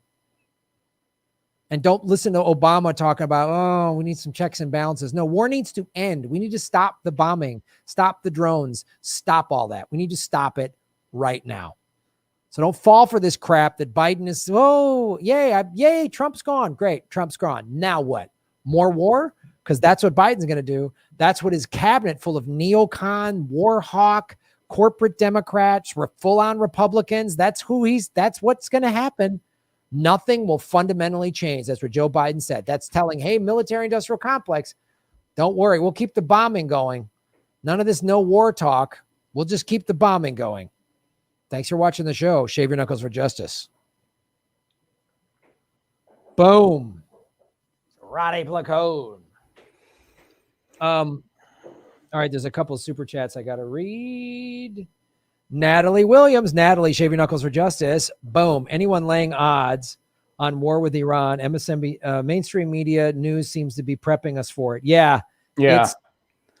Well, now it's Iran and China are like the big scapegoats now. Like that's the big, in Russia still too, of course. But yeah, I mean, Iran, I think, was really set to be Trump's war. And then, of course, the pandemic happened. Yeah. And now he kind of wants us. I mean, so I did a story a week ago on how the Israelis were notified on November 25th that America, is going to be sending military into Iran with a war with Iran. And then on the 27th, that Iranian nuclear scientist was assassinated. So one thing's for certain, we've been trying to false flag, and Trump, I to his credit, I'm not a fan of Trump, but when there were all these false flags, our drone flew in their airspace and they shot it down and we're like, they're shooting down drones. Trump wouldn't go to war, go to war. So now the war hawks went, well, let's force Iran to respond with war. So they assassinated. Yeah, they assassinated Soleimani, and then they were, intimidating them after that too. So yeah, I mean, they wanted to get the wheels in motion, and I think Trump was willingly going along with it too, for the most part. And then of course the pandemic happened, and that's what slowed it up. Yeah, but so then they just assassinated 2 days after Israel got the warning last week on the 25th of November that America is going to go to war with Iran. Then this other nuclear scientist gets assassinated. And some of the Iranian officials are saying Israel had something to do with this. They have no concrete evidence thus far, but you're like, oh man, this would absolutely, killing their top scientists would absolutely force Iran to go. And Iran has now said, oh, we're going to have to retaliate, which will be exactly what America would want. Oh, see, yeah. Iran, they're out of control again. We got to get involved now. We really got to do more now. Sorry. And nothing unifies both of these horrible political parties and this corporate media than a war. Right. I mean, remember when Fareed Zakaria said Trump became president today when he bombed Syria after he'd been in office 4 months. Yeah, it was at that moment he became president. Yeah, and Brian Williams was like, oh, I'm guided by the beauty of our rockets. And like literally, we're going to go to war with Iran while there's food lines? Yeah. That's like empire behavior, man. It is. We are an empire. Yep. People are starving and we're going to war. Like, no new stimulus plan. There's no new stimulus bill. Nope. People have gotten $1,200, some unemployment. I know some unemployment helps some people, but I know some people who still never got it, or they got not as much, whatever. And then even the people that were getting a decent amount of unemployment, that ended in August. And some people are still getting unemployment now, but it's not as much. Right. It's like they went from whatever $700-800 a week to $200 a week or $150 a week, which is not that you can't live on that. You can't live on $800 a month. Like, it's insane. So Ron, I mean, do you think that obviously they've been banging the drum about China for a while because China, has gotten off the petrodollar and they use the petro yuan now. China is also making its own digital cryptocurrency, and China just bought up or actually confiscated a bunch of Bitcoin. So it's taken Bitcoin off the market, which means Bitcoin has helped drive the price up. How do you see this playing out with Trump and Iran? I mean, do you think we're going to go to war with Iran before Biden gets sworn in? No, I don't think so. I just don't think. I think that there's just such a circus going on with the whole transition of power and this and that, and I don't think the interest is quite there yet. I think they would rather have Biden come in, people feel a little bit appeased, and then we'll go to war with Iran. I see it happening that way. What do you think? Well, now that this guy was assassinated, and I cannot believe that the CIA wasn't somewhere involved in this. The CIA and Mossad weren't somehow involved in this assassination. There's no evidence yet, but just my gut is telling me that's going to happen. We have been trying to get into a war with Iran for several years now. Mm-hmm. Well, decades, if you really want to be specific, but I mean, Hillary Clinton was on the floor of the Senate in 2007 talking about we need to get Iran. George W. Bush was talking about them. Yeah, it's on the list. Yeah, I mean, it's on the list that they handed Wesley Clark. I mean, it's like, and yeah, those wheels are still in motion. GW started it. Obama continued it very willingly. Trump continued it too. It was definitely a little slower because everything else that happened over the past 4 years. But I mean, we've had that stuff that happened in the Strait of Hormuz like a year or two ago. They've been trying to get into this. And now with this assassination, and which Iran vowing retaliation, which is just everybody in the White and the State Department must be like, all right, the Pentagon might be like, yay. So my worry, knowing how these psychopaths within the American empire operate, is there's going to be some Iranian false flag attack, or they're going to have credible intel that they're going to do some attack and let it happen or whatever. There's going to be some big awful something, and it's going to go, Iran, we got to get it. And you think it'll happen before January? Yeah. Really? I mean, maybe. I feel like that would be just a lot at once, and they wouldn't want. I feel like if it happens when Trump's still around, you would have too many people who would actually be really paying attention. Whereas, like, if Biden's in there, and some people, like, I don't think there's going to be this mass going back to sleep. I know some people are worried about that. I don't think that's going to happen. But I do think to an extent people will be appeased, especially if there is some kind of stimulus relief. I know so far we haven't heard anything that there will be, but there could be. And then it's like, okay, now we're going to war with Iran. I mean, I don't know. I could be totally wrong. Maybe something will happen between now and January. But I feel like with everything else that's going on in the White House and elsewhere, they wouldn't want to prioritize it so soon. I hope I'm wrong. I don't want to be right, but I hope it never happens. But yeah, but they really want war with Iran, and I think, I mean, if it doesn't happen before January 20, we will, for sure. I think especially if the economy, if it doesn't happen before January 20th, so the economic collapse is really going to hit in probably late January or February. And it might, if it happens before the inauguration, I don't think it might happen after, but Biden will come in and everyone will say, oh, let's wait to see what he does. And he might pass a stimulus bill or this or that. And, Pelosi will finally be in favor of, she deliberately didn't sign one before the election, which just hurt the American people. But I think then if there's like rent eviction riots or protests on the street, and some of these food bank lines get, become more unruly. People are pissed off because they're hungry.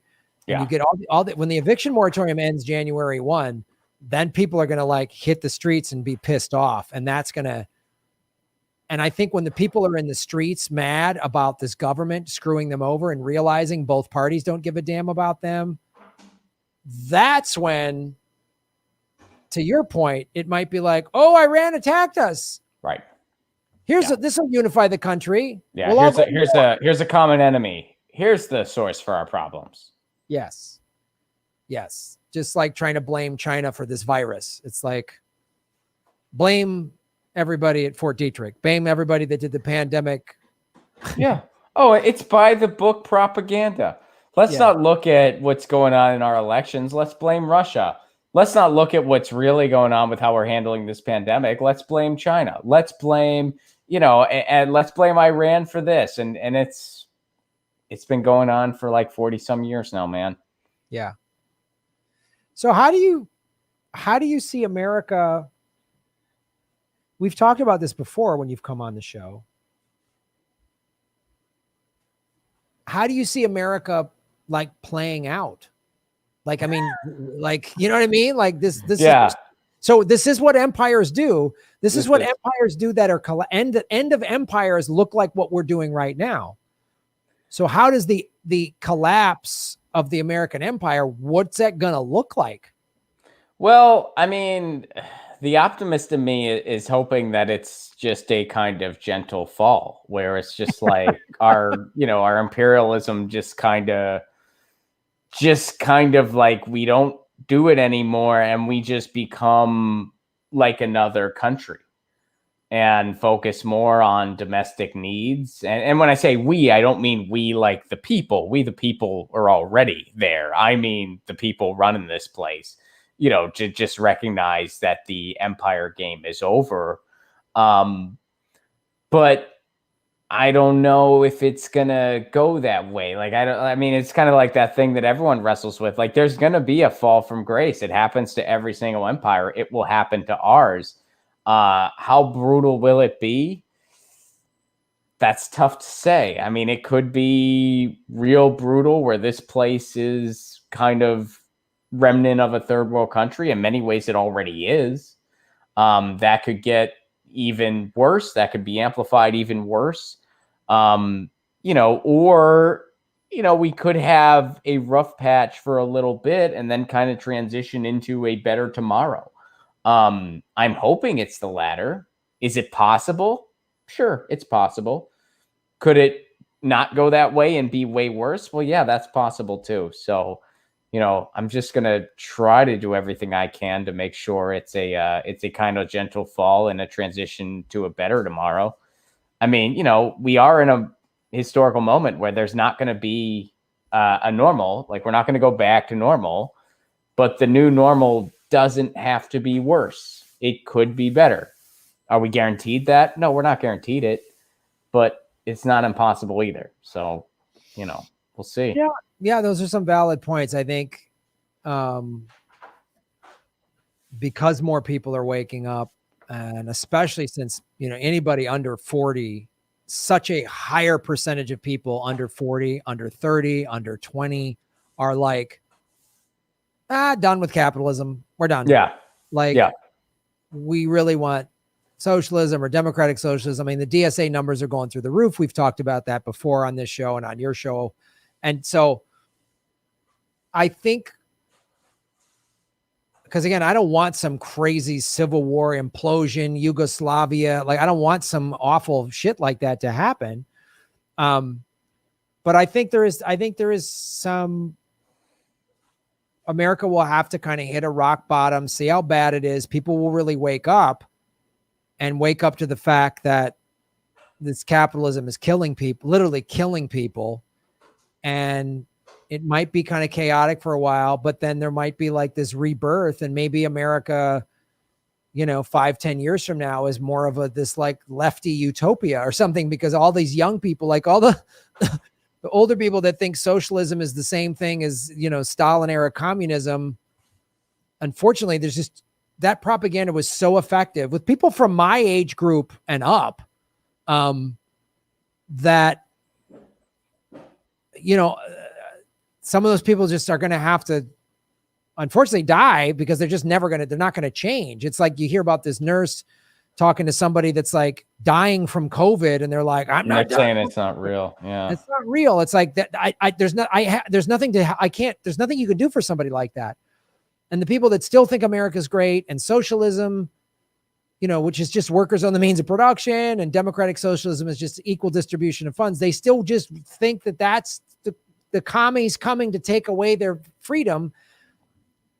Maybe they need to go. I don't know what. And then these young people are really taking over, and they're going to be like, and some of the young people are Pete Buttigieg. They're sociopaths. Like every generation has its power hungry freak nuts, like psycho, eat people, whatever for power.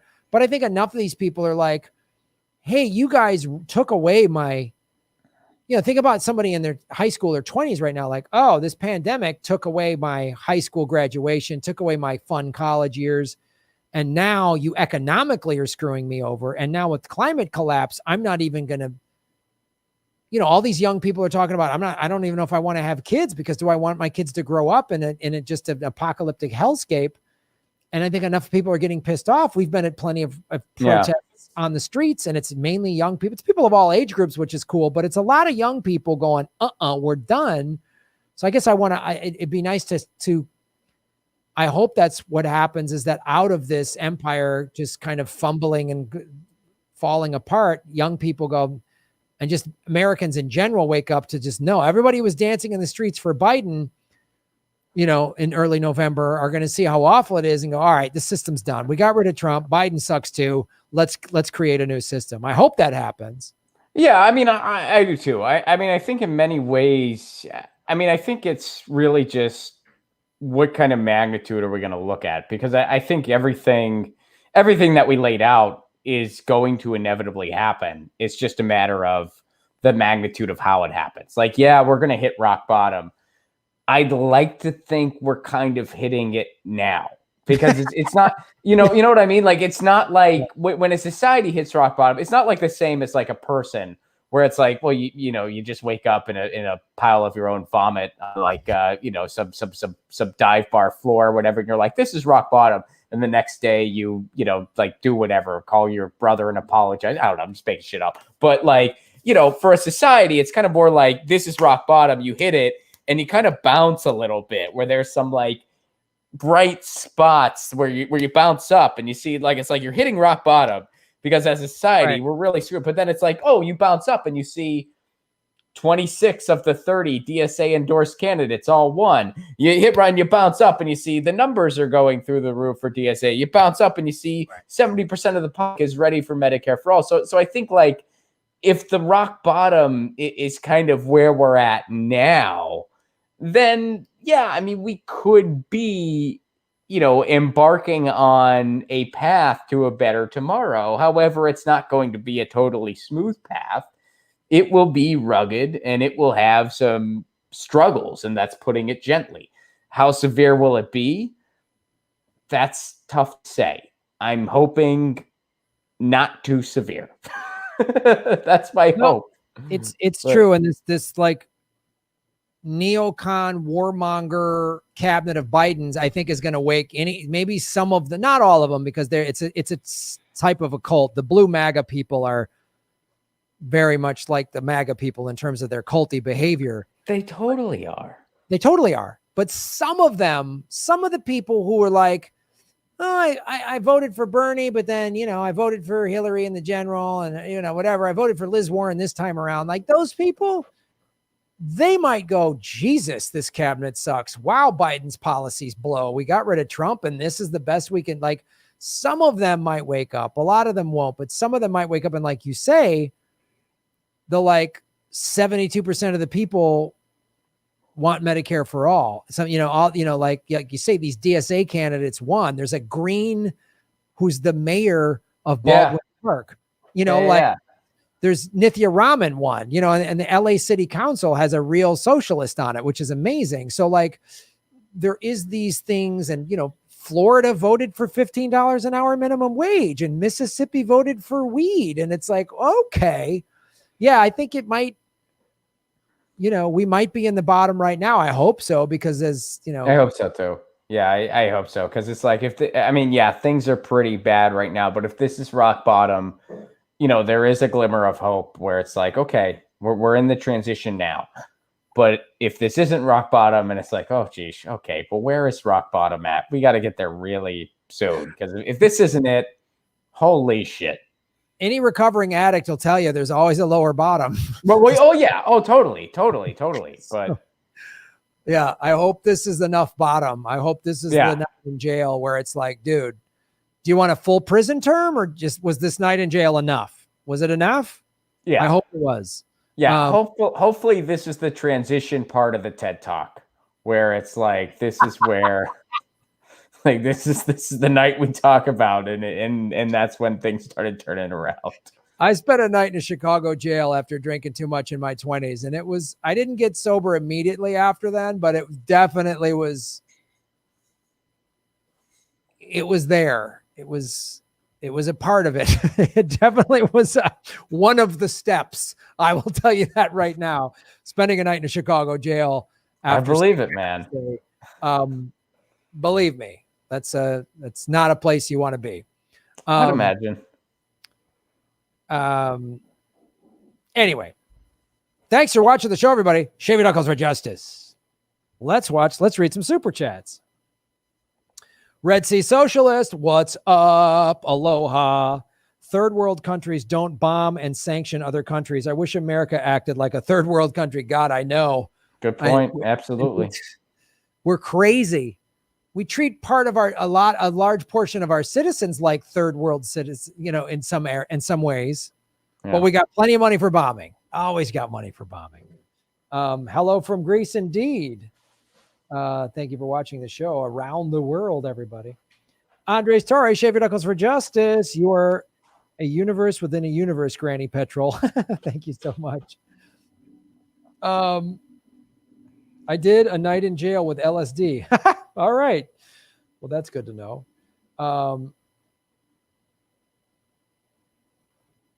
Yeah, Kate says here, I agree with Adam Gray that it isn't even close to bottom. People won't be able to put gas in their cars and they will be towed away and it will get a lot worse. Yeah, that's what I'm worried. The economic collapse is going to be where the real bottom is, because when you have 20 some million people out on the streets living in their cars and they can't eat and they don't have gas for their car and like their kids, and then all that petty crime goes up, mental health, domestic abuse, suicide, all those awful numbers all go up, man. Yeah, I mean, I think a lot is going to depend on what unfolds in the next couple months, and there's still a lot of like factors that we don't know yet. So, but yeah, certainly possible. Boom. Also, Kate, thank you so much for supporting the show. Kate, folks, we got 336 likes. Let's get that up to 400. Obama built cages for children to sleep in with plastic blankets on hard concrete. Alone. Fuck him. He's not a person to me. Yeah, I know. It's like but did you read volume 2? Volume 2. You got to read volume 2 first. Volume 2, he talks about there should have been more checks and balances with the cages at the border. I wonder if he writes the way he talks. Like after each word, there's like 3 periods where it's like, it was just ... When they're drones ... Steven ... I'm sure it's something to that effect. I hope so.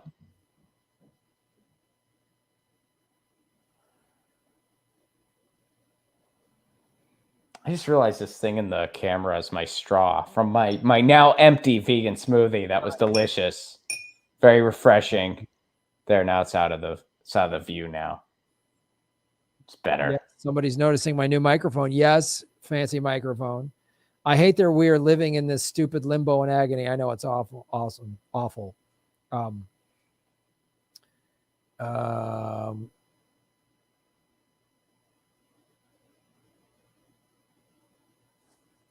I volunteered for Obama's state rep campaign. I used to work for his wife. I apologize to the world. Don't feel bad.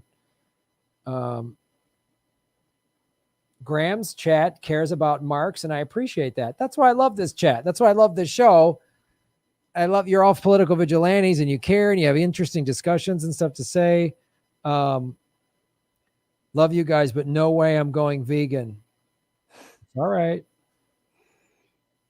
See, Graham, straws ruin everything. It's a metal straw. It's a metal straw. It's a good straw, metal straw. Yeah. I reuse this straw all the time. Yeah. Yeah, but back to Kate feeling bad. Don't feel bad for having hope. We all, I phone banked for Obama in 2008. You know, we all want hope. We all want this. We all want someone to come in and like, because we need leaders to articulate that. We need leaders to go and make. Yeah, you know what, man? Though we need like an FDR type president, certainly. But you know what? I think we need even more than that. We need our Eugene Debs. Yeah, we need someone who is going to shut shit down, and someone who is going to lead that and is going to shut it down. That's what we need. I mean, I'm reading a labor history book, and I'm just like, man, the stuff that they did in like the 1800s, and they had like horseback and telegrams and shit. We got to do this. Shut it down. I know. Yeah. I mean, I you know, if somebody said you can get your FDR or Eugene Debs, but you can only have one, I would pick a Eugene Debs for right now. I'd be like, give us our Eugene Debs.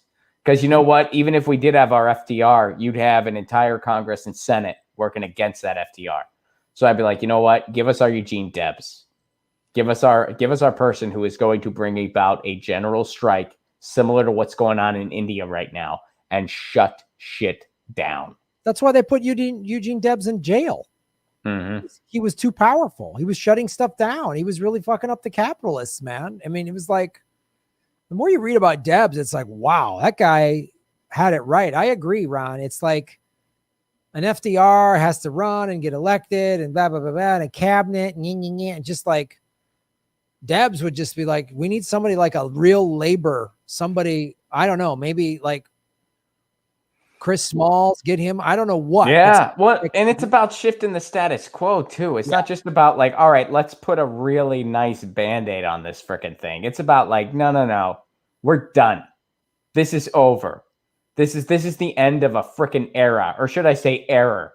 Because that's what this neoliberal hellscape is. It's an error. And it's time to recover from this fucking error before it's too late. So yeah, we need our Eugene Debs. And I mean, I don't know. I'm not. I wish I could be that guy, but I'm not cool enough. I'm willing to do my part as a communication vehicle. I mean, I've thought about that because, like, but I don't know. I feel like I would need some type of money or infrastructure behind me or something. People said, Graham, why don't you run for this or that? I'm like, yeah, you know. I don't know, man. You and I are outsiders, man. We're not meant to be. You can't have a revolutionary-minded person be a reformer. They're not going to be able to do it. They're going to fuck that up. Similarly, you can't ask a reformer to be a revolutionary. That's why Bernie didn't work out. We wanted a reformer to be a revolutionary. It just doesn't work that way. There's nothing wrong with being a reformer. There's nothing. We need reformers, but you can't ask them to be revolutionary. So they're not going to do that. And right now, the thing we need the most is a revolutionary that can organize the shit that needs organized. I mean, and it takes, and that's one of the problems is that in a lot of these unions, some of the folks at the top are also corrupt to an extent. And that's a big problem, because if that wasn't the case, you know, you'd have a situation where they'd be like, okay, now is the time to use those resources when we really need to shut shit down and to make sure everybody is taken care of, because you ain't going to work. You're getting with us on the picket line. I mean, that's what needs to happen. Well, yeah, it's true. But the other thing, part of the corruption of these organizations is the private intelligence community puts people inside of them to cause problems and create infighting. I mean, that's literally, those documents are out there. Yeah. I mean, the leaked documents and the Freedom of Information Act documents, that's what they do. Their job is to infiltrate and cause problems and just create infighting and chaos so that there's no unified movement. That's what they do. So it's so hard to like even create a movement because it gets infiltrated by private intelligence. Like it's unbelievable. I mean, like, so I didn't even know how to do it. That's part of it. Like I'm going to lead a movement. Like, am I? And then I'm going to have someone come up, Graham, we're behind you 100%. And that's some private intelligence person that is deliberately fucking things up. I've seen smaller scales on smaller organizations. I've just seen people show up and, there's so-and-so's dating this person. And wait a minute, this guy keeps causing problems and calling people out. And then the person he's dating is defending them. And it's like, wow. And you find out they're private intelligence. It's like crazy. So they know, they're like trained on how to prey on people and how to emotionally manipulate people. It's like, I don't know. Yeah. And then, I mean, when you meet some of those people, you're like, are you just that fucking ridiculous or are you intelligent? I know. You're like, are you just this fucking ridiculous? Yeah. Because you're really ridiculous. Yeah. It's like, are you just like one of these? It's both sometimes. It's like, it attracts, movements and revolutionary things. Sometimes attracts them like a little bit out to lunch types who just, they're just not functioning properly up top or whatever. And then it's like, or they're paid and trained to disrupt in that way. I don't know. Ryan Larson, Shave Your Knuckles for Justice. Will they torture me when they see my WikiLeaks tattoo? We're entering 1984 with Biden administration allied with big tech censorship fascism. I know. Let's talk about this, Ron Placone. I mean, yay, Trump's gone and all that, but you're really seeing the Democratic Party and the corporate media having no problem, and big tech, Silicon Valley, censoring people. Like, it's like we got rid of Trump, who was like an overt fascist, and now we're going to have this like, cuddly Silicon Valley blue MAGA fascism. Like, like when Obama turned us into a surveillance state, when he expanded all that shit that Bush put in place with the Patriot Act. How do you see that playing out on a Biden administration's dealing with, and especially Neera Tanden's and she loves censoring people. She loves bombing people. Like, well, it's not good because, and this problem goes beyond one president. I mean, this problem really goes into the fact that you have a lot of people in government, both Republican and Democrat, where, I mean, to put it simply, but this is the truth, they don't really understand the technology they're making laws about. Right. I mean, especially getting into, Trump's whole thing with Section 230, which his executive order is a disaster. His whole idea to blow up Section 230, that's the equivalent of trying to fix a broken arm by setting the person on fire. It's just a horrible way to solve a problem. It just transfers authoritarianism over from Silicon Valley to the FCC, and it will lead to more censorship, not less, because these platforms will be scared of lawsuits, so they're just going to censor everybody. That's what's going to go down. That's what already is going down. Joe Biden's for it too, by the way. This isn't just Trump's solution. Joe Biden is for the same thing. And then you see hearings on this thing where if you go to like a decent digital rights blog or tech outlet, they will have the transcript of what Ted Cruz said, or someone like Ted Cruz, what they said. And then underneath it, so this is why he has no idea what the fuck he is talking about. This is what he claimed. This is what this law actually is and what it does. Ted Cruz, honestly, it's not even like he's being deceptive. He's that clueless. He just has no idea what the fuck he is saying. And so many of them fall into that camp. And this isn't rocket science. You know who really was the best on digital rights as of recent in the political sphere? Bernie Sanders. Do you think it's because Bernie Sanders spends 6 hours a day on Reddit? I bet you he doesn't. You know what he does do, though? And this isn't all that hard. He listens to the right fucking people about these things. That's what he does. He listened about facial recognition. And he's like, yeah, I'm for a ban. He listened on net neutrality. He listened on municipal broadband and made the right decisions. It's not that hard. It's just somebody like Trump doesn't know how to listen. Someone like Biden doesn't know how to listen, nor do they have any interest in doing so. So, I think a lot of these battles are going to continue. I don't think they really change all that much now that Trump's not in office. I know that we're hoping for a better tomorrow with the FCC. Ajit Pai is going away in January. That's great. Who are they going to replace him with? Well, Joe Biden has promised a pro-net neutrality FCC chair, but I'll believe that when I see it. Can I just take his word for it? No, I can't, unfortunately. But, he did make that promise, and it's up to we, the people, and we, the activists, to make sure he keeps that promise. The person he appoints will probably not be great, but if they can at least be a vote in the right direction for restoring net neutrality, that's a win we can work with. So, we'll see what happens. But I think the front lines don't really change at all. That's interesting. It's interesting. Yeah, they're gonna and it's amazing to see how, a lot of liberals don't have problems with censorship when it comes from Democrats, or they're fun-loving tech billionaires that they've given their personal data over to. Well, and I think some of them don't understand what they're calling for. Right. Like they're blinded by the tree so they don't see the forest, and they don't realize what they're actually calling for. And, that is one of the problems when you have, somebody like a Joe Biden who can kind of be a nice face on potentially horrible policies. I remember I was having a conversation with a more neoliberal minded person a couple years ago, and we were talking about net neutrality. And they were like, oh, I got to say, Ron, I know you're not a big fan of Hillary, but this is one of the things why you should have, why we should have voted Hillary. And if Hillary was here, we wouldn't be having this problem. And it's like, you know what? I'm sorry. If Hillary was president, I mean, it's tough to forecast that one way or the other, honestly.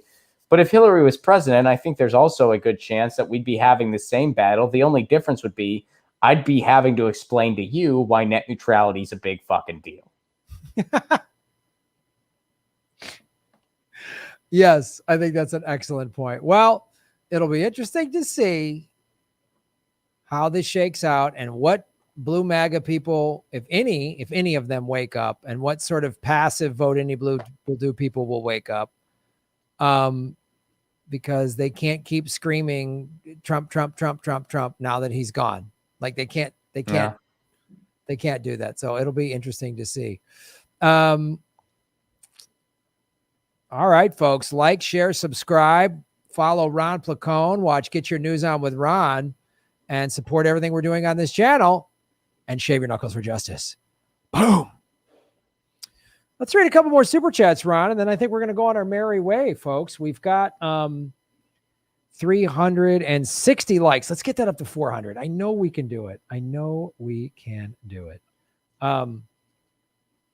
And thanks to everybody listening and watching on the Rockfin Independent Left News. Miss Callie, hello. All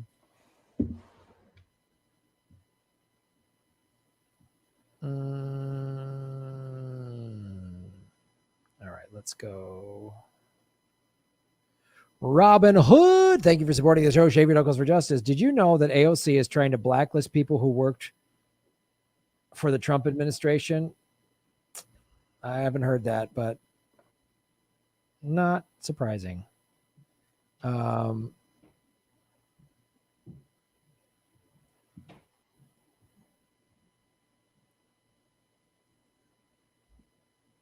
Blacklist them from what? I don't know. Working like, what is she? I don't know what.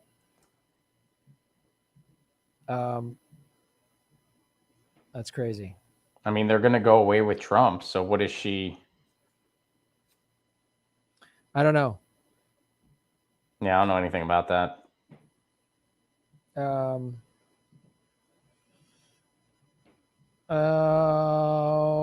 Dan L. Values. Dan, thank you so much for supporting the show. And I appreciate it. Any dollar amount helps the show. When you do a big dollar amount like this, You're helping people that might not have the money to support the show. So you keep what we're doing going. Thank you, Dan. L Values. Today, about the stimulus package debate, Republicans bragging about F-35s being sold to UAE. Oh, I know. Unreal. Wow. Freaking wow. Unreal. Gross. God, our country's so dumb. So dumb. All right, Ron, where can people find and follow you online?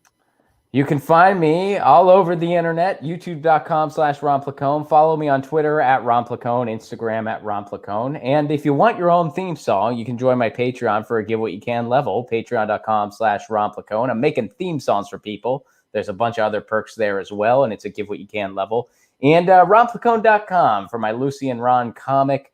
And someday, tour dates. Fingers crossed for 2021. Someday, tour dates will be on that website again. Someday. We're so excited to talk about tour day. I mean, I can't Just actually thinking about it. Just thinking about it, just like a maybe for a year from now, like was like exciting to talk about. Oh, we could do this, fly into this airport and route it through there and pick up these cities and, and so dude, if this vaccine's for real and they start rolling it out now, the frontline workers are supposed to get it by the end of this month. And then, so that means all of us will probably end up getting it by early summer. If that's the case, then we could put a tour together for like August or September. Yeah. I mean, fingers crossed. I mean, I think there's still a lot of factors that need to fall into place. And I mean, at this point, I'm not counting any eggs until they hatch, because who thought we were going to still be here in November? I know. But I freaking hope so, man. You remember when we naively pushed some April or tour date? Oh yeah, we're like, we'll make them up in the fall. We'll make them up in the fall. I mean, we're definitely still going to Minneapolis. I mean, come on. We might not need to push any of them. Gareth from the Dollop, I still owe him a beer, because the last time we hung out in frickin' February, we were at this bar together, and he goes, man, do you think this COVID thing is going to mess with any of our tour dates? And I'm like, oh, come on, dude. I don't think so. You really think? No, dude. No. Nah, it's not going to mess with any tour dates. You're nuts. Come on. People won't travel because of this. Come on. Oh. And then that phone call we had in June when we were like, dude, they're going to just keep closing and opening up. We had that conversation in June. They've opened up too soon, so they're going to open up too soon. Yeah, we were like, it's over. It's over. I go, we could have gone to Nashville and probably gotten COVID. That's probably would have happened. Yeah. We would have been there the same day that DL Hughley collapsed on stage. Collapsed on a stage we were supposed to perform at earlier that day. And we were like, all right, we're not doing that. We're canceling. And I think it was like right around June that we were just like, everything's over. The year's over. We'll see you in 2021. Yep. God. So, but we might, these Zoom shows have been fun.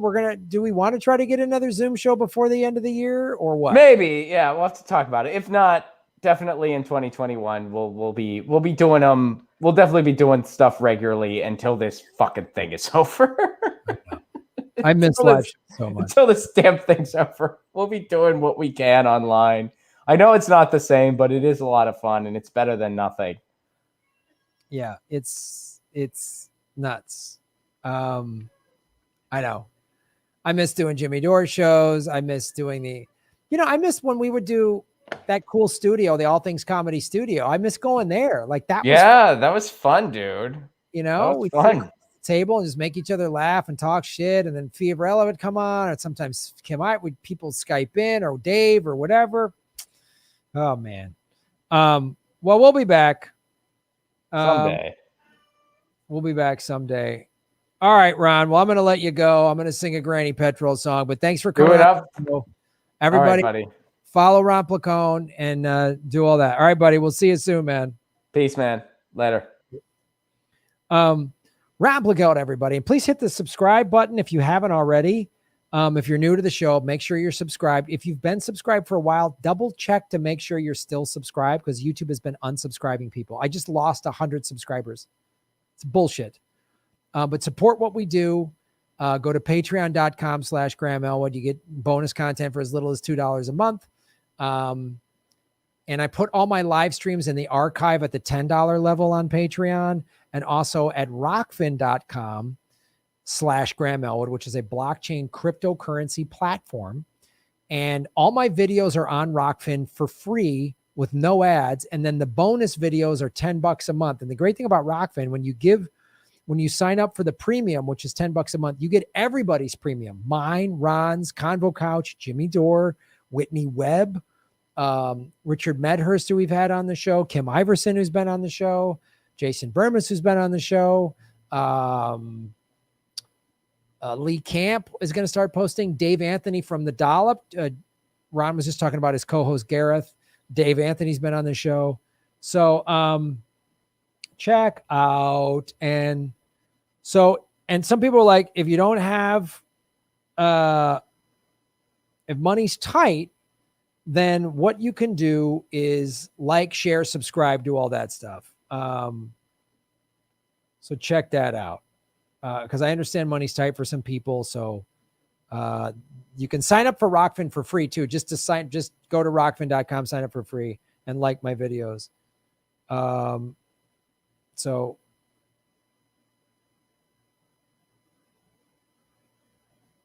all right.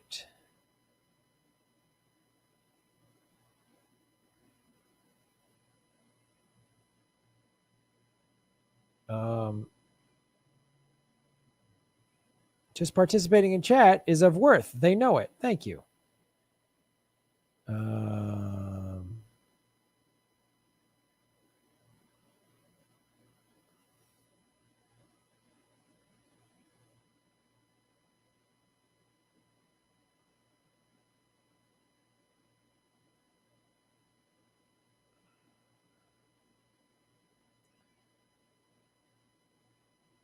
TLK super sticker. Thank you so much for supporting the show. How do we attend your Zoom shows if we don't have Venmo? It's a great question, Brenda. So usually the next time we release one, you can buy a ticket through PayPal. We've used that before. Some people just can't figure out Venmo or don't want to use it or whatever. And so we take money on PayPal. So that's a way to do that. The next time we announce a show, we will do that.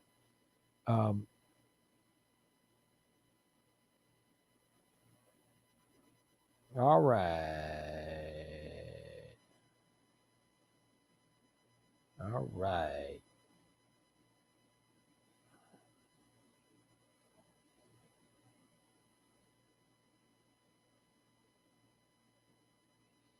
All right, 383 likes. Let's get that up to 400. Come on now. All right, the Granny Petrol song was The Heat Is On, if I'm not mistaken. Let me double check that truth to tweet. Sense of community, a sense of hope. Thanks, Phil.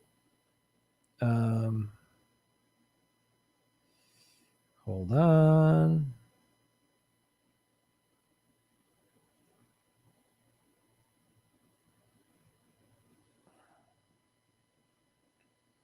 All right. Let me just double check this.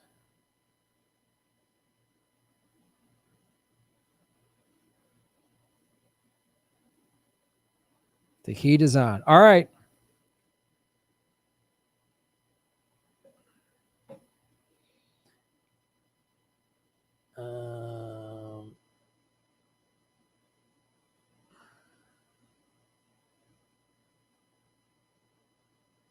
All right. I'll be right back. Granny Petrol is going to sing a song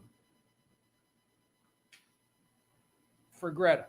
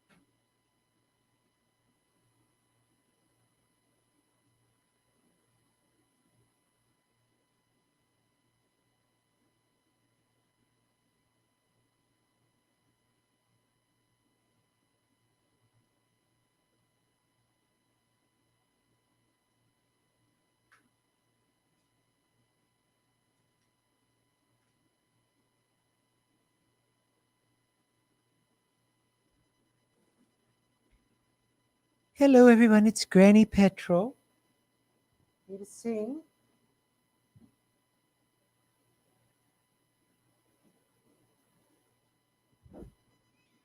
This little song is for Greta.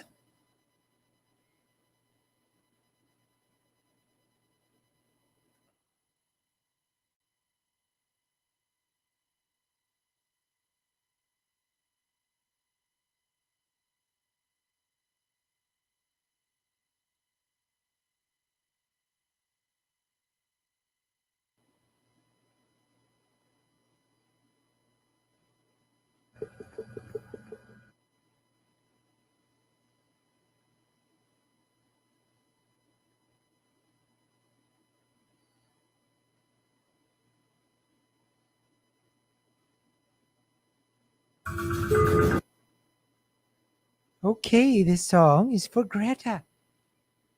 We're excited about complaining about global warming and the like. I think it's wonderful, Greta. I think more coal mines and oil is what the world needs. Things need to warm up a little bit.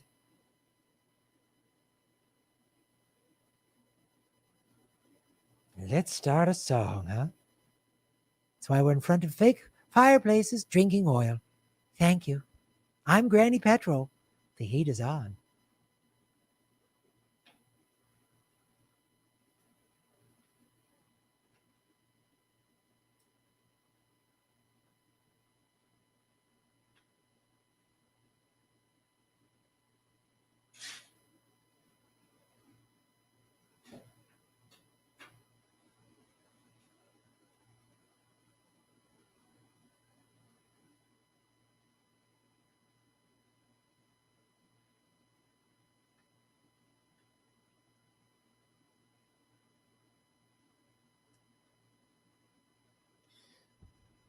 All right, everybody. Granny Petrol stopped by to sing a song for everybody.